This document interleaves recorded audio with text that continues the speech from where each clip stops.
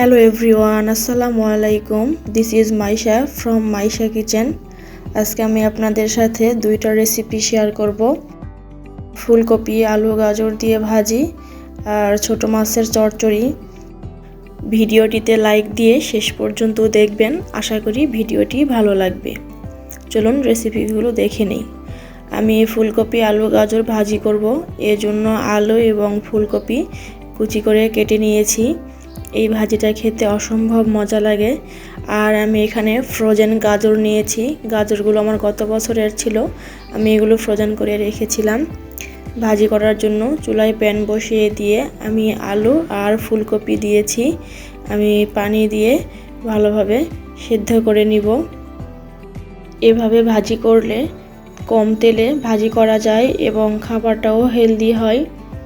আমি এখন ঢাকনা দিয়ে ভালোভাবে আলু এবং ফুলকপি সিদ্ধ করে নিব। আলু ফুলকপি প্রায় সিদ্ধ হয়ে গেছে। আমি এখানে ফ্রোজেন গাজরগুলো দিয়ে দিলাম। এই গাজরগুলো আমি হালকা সিদ্ধ করে ফ্রোজেন করে রেখেছিলাম। এই ভাজিটা একটু কালারফুল হয়, দেখতেও ভালো লাগে, খেতেও ভালো লাগে। আমি এখানে দিয়ে দিচ্ছি এখন পেঁয়াজ কুচি, কাঁচামরিচ আর সামান্য হলুদের গুঁড়া। অনেক বেশি দিব না, এতে করে কালার নষ্ট হয়ে যায়। আমি নেড়ে চেড়ে নিয়ে সামান্য যে পানি আছে এই পানিটাকেও আমি শুকিয়ে নিব। তারপর এখানে আমি তেল ইউজ করব। আমি চারদিকে সরিয়ে নিয়ে মাঝখানে ফাঁকা করে নিচ্ছি।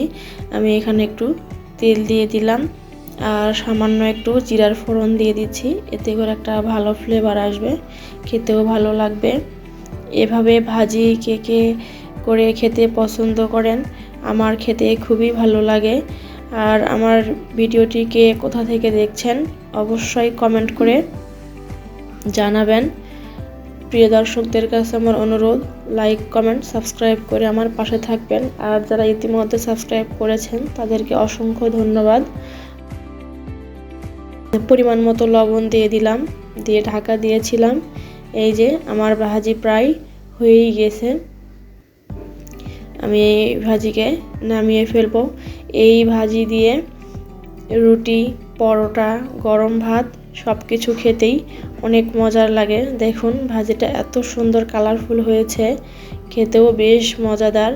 আর শীতকালে যেহেতু হরেক রকমের সবজি পাওয়া যায়, আর শীতকালে সবজি খেতেই বেশি ভালো লাগে।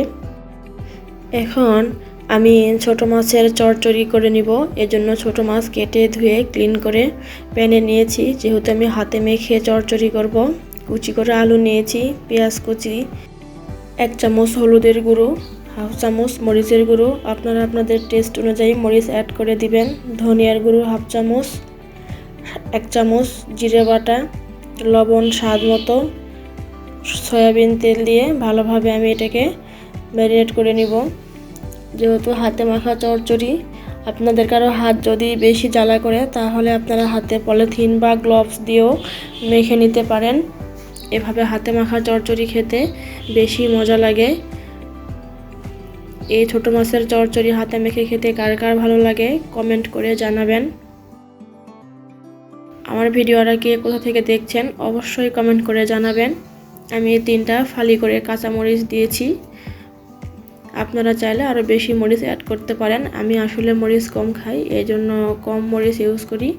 এরপর আমি এখানে পরিমাণ মতো পানি দিয়ে ঢাকনা দিয়ে চুলায় বসিয়ে ভালোভাবে কুক করে নিব। রান্নার মাঝে আমি ঢাকনা সরিয়ে একটু নেড়ে চেড়ে দিয়েছি এবং লবণ চেক করে নিয়েছি। আমি আবারও ঢাকনা দিয়ে রান্না শেষ করে নিব। রান্না প্রায় হয়ে গেছে, পানি সব শুকিয়ে গেছে। আমি এই ছোট মাছের চচ্চড়িকে আরও একটু ভেজে নিব। এজন্য আমি এখানে একটু তেল দিব। তেল দিয়ে আমি আরেকটু ভাজা ভাজা করে নিব। এটা খেতে কিন্তু আরও বেশি মজা লাগে গরম ভাতের সাথে। আপনারা এইভাবে ট্রাই করে দেখবেন, ভালো লাগবে। বা এইভাবে কে রান্না করেন কমেন্ট করে জানাবেন। তেল দেওয়ার পর আমি এভাবে 4-5 মিনিট রেখে দিয়েছিলাম। তারপর এমন হয়েছে ভাজিটা, এই যে এমন হবে। এটা খেতে একটু বেশি ভালো লাগে, মানে একটু প্যানের সাথে লেগে যাবে, একটু পোড়া পোড়া হবে, এটা খেতে বেশি টেস্ট লাগে।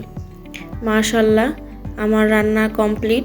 আমার আজকের এই দুটো রেসিপি আপনাদের কাছে কেমন লেগেছে অবশ্যই কমেন্ট করে জানাবেন। যদি ভালো লেগে থাকে লাইক, কমেন্ট, শেয়ার, সাবস্ক্রাইব করে আমার পাশে থাকবেন। আজ এই পর্যন্তই, পরবর্তীতে নতুন কোনো রেসিপি নিয়ে হাজির হব। সবাই ভালো থাকবেন। আল্লাহ হাফেজ।